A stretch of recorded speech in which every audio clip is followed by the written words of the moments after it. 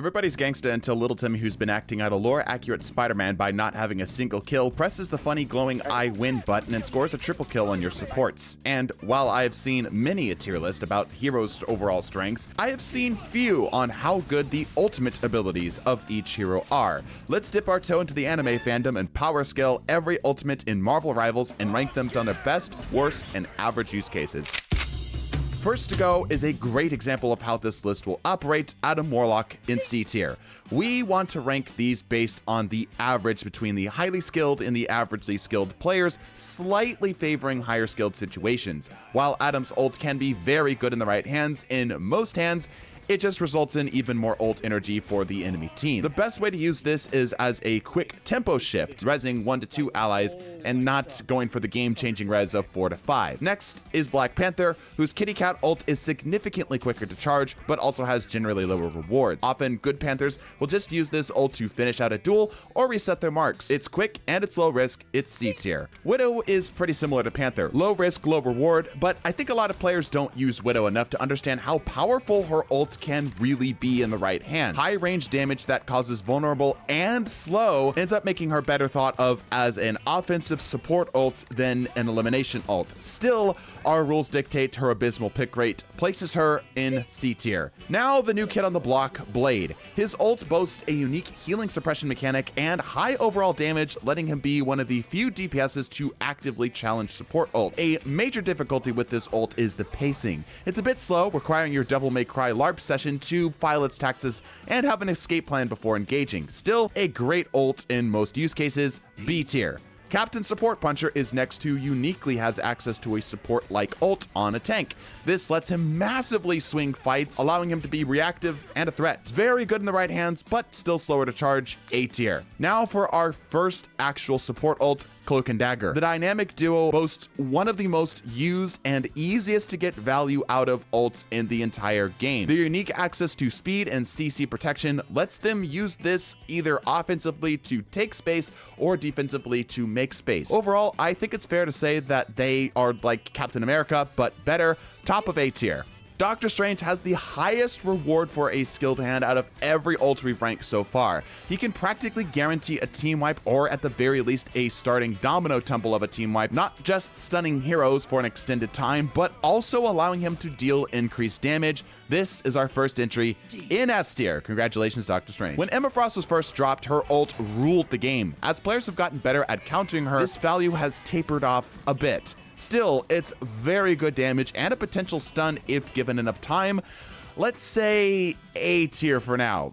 Just hold on with me for a second on this one. Groot is a weird one. He locks targets in place, but still lets them attack and defend. Set up correctly, this can let the group team wipe, but he still lets enemies counter with ults of their own if needed. I think this places the Floor Colossus somewhere in B tier. We'll revisit him later for sure. Hawkeye has a high damage range threat that paints a massive target on his back from the divers. Most teams are forced to yield space or counter ult while his ult is active. This ult really does come down to how good the user is. I will place it at the top of B tier for now. Hela in low ranks obliterate galaxies with her ults. In high ranks, she gets beamed down quickly or shielded and ignored, placing her in the bottom of A tier overall. The Hulk's ult makes him almost unkillable, letting Bruce massively extend his dive. Hulk overall can be hard for lower skilled players to see maximum value with, but with his ult alone, it's still very strong, A tier. For the first high tier contender for DPS, we have Human Torch, whose ult operates like Hela's, but is much better at practically everything. Higher lasting damage, mobility, and generally harder hitting over time. With a bit of help, it's possible for him to overpower support ults, A tier. Flame on, you magnificent bastard. Invisible Woman's Force Field is a support ult that has counters. It's very good at shifting momentum, but its lower overall healing makes her one of the more vulnerable support ults in the game to counter damage. I think the invisibility and enemy slowing is a little undervalued for most teams, so I'll put her at the top of B tier for now. The Town Halls are cheap, but that doesn't keep Iron Fist from taking ludicrous damage after popping and shortly thereafter dying. Sometimes he gets team wipes, other times his ult is like a teleportation button to the pearly gates. Very boom bust, C tier. Sometimes the entire reason to ban or play Iron Man is just for his ultimate. 850 damage at base is the single highest solo damage ability in the entire game, able to kill practically anything that looks at him funny, to then just let Jarvis clip it and send it to Discord. Goku Spirit Bomb achieved by pure ego and science, S tier.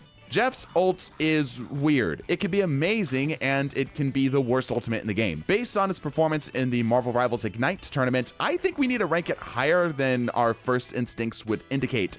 B tier. Loki is Schrodinger's ult. It's simultaneously the best and worst, and most are just going to copy a support ult and call it a day, which I think undersells it, but still, this is S tier. Is it too out there to say that Luna's ult is better than Loki's, despite Loki being able to copy her ult? I think that because Loki's often target her first, means that hers is generally better comparatively. Luna, like Tony, can sometimes be picked purely for her ultimate, and there would be an angry mob if I didn't place her in S tier. Are you enjoying the list so far and haven't created a pack with Mephisto for my blood? Subscribe so we can keep making entertaining and informative content for you. Magic is great on console and not so great on PC. Her ult is dictated by its user. Let's say B tier for now, and move Groot up to A tier because we have more context for our rankings. While we're at it, let's move Panther and Widow down to a different tier. There we go, that feels good. I made a short about this, but I think Magneto has the best ultimate overall in Marvel Rivals. He can protect his team if needs be, and he can use that same protection to counter support ult, something most would kill for, no pun intended. He's everything wrapped in one package, and I think he deserves far more respect. Fear Magneto, S tier. Your first instinct may be to assume that Mantis is just a different version of Luna's ult, but she's really not. Mantis has lower overall healing and lacks the CC immunity, making her far easier to take down with even just basic attacks. Still a very good ult, high B tier. Mr. Fantastic has an ult. It's fine, I guess. Nothing really to write home about, would be more accurate. C tier. Moon Knight has enough damage with his ult to punch through literally every support ult in the game. It's a shame that most of these support ults have the ability to walk 3 feet to the left. B tier.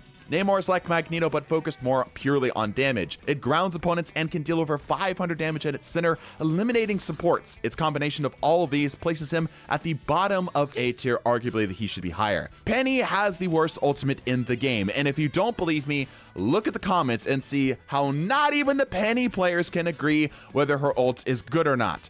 No other ultimate has that much controversy from the people that play them. It can be useful, sure, but often it's just best used as a get out of jail free card rather than a space maker like it's intended to be.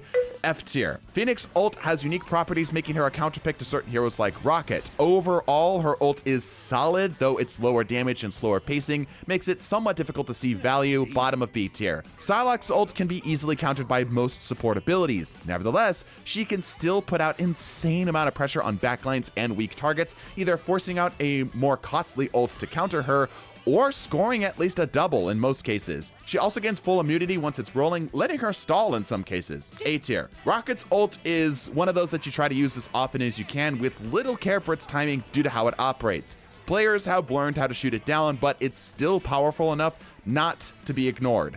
Top end of B tier. Scarlet Witch is loud, bright, flashing, and easy to counter with either damage or CC. Still, a smart witch can use cover and other teammates' ults to position her as a sort of checkmate to enemy teams' pushes. I still think that this ult should deal more damage than Iron Man's though. F tier. Spider-Man's high mobility is the only reason his ult works, which I think is good game design, but it does mean that his ult is rather lacking overall. Still a solid ult if he can find a good bunch up. Let's say C tier for now, and let the other Spider-Man mains argue about it more in the comments. Squirrel Girl's ult is disappointingly easy to counter or avoid. At the very least, she can use it from perfect safety, and in tight spaces, it can be hard to deal with. D tier, no, let's place this in F tier. It's pretty bad. Star-Lord's ult, on the other hand, is frightening. High damage, high range, high mobility, and iframes on command. It struggles against tanks a bit, especially if they have shields or the like. But still, when you hear him crowd his ult, everyone scatters like it's high noon. A tier. Storm with team up is insane. Storm by herself is still very good. It's like Psylocke's ult, but with more safety and consistency. A tier. Let's actually, while we're here, swap Captain and Emma. Yeah, that feels better. Punisher embodies the phrase, aiming is for poor people. His damage is high enough to Uno reverse even Luna Snow's ult if given the opportunity. Nothing puts the fear of death in a support player's heart like the sound of the American justice system. Still, it's squishy and a bit slow, A tier. You would think an ult similar to Doctor Strange's would be better overall, but sadly, Clobbering Time has much more of a challenging demand on follow-up due to the reduced stun time and more predictable pacing. I think this ult is a perfect embodiment of average, so let's place it in the top of C tier. Buff Thor's ult, it's so bad. Its only saving grace is its ability to pressure supports. Let his ult leave an electric wake where he landed for a few seconds to give him some control value, F tier. Ultron's ult can be used to either clutch out damage or clutch out heals. His flight also makes it much harder to pin him down, placing his extermination protocol in B tier.